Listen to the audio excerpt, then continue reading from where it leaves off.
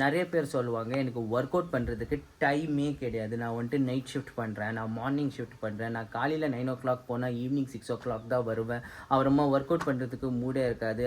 ஆனால் 1 hour உட்காந்து big pass பார்க்குறதுக்கு அவங்களுக்கு வந்துட்டு டைம் இருக்கும், வெளியே போய் சுற்றுறதுக்கு டைம் இருக்கும், ஸோ வேறு சின்ன சின்ன விஷயம் பண்ணுறதுக்கெல்லாம் டைம் இருக்கும். ஆனால் ஒர்க் அவுட் பண்ணுறதுக்கு டைம் கிடையாது. ஸோ டைம் யாருக்குமே கிடையாது. So people who prioritise themselves will always win. So work out பண்ண வேண்டியது உங்களுடைய கடமை, உங்கள் பாடியை நல்லா வச்சுக்க வேண்டியது உங்களுடைய கடமை, உங்கள் பாடிக்காக கரெக்டாக சாப்பிட வேண்டியது உங்களுடைய கடமை.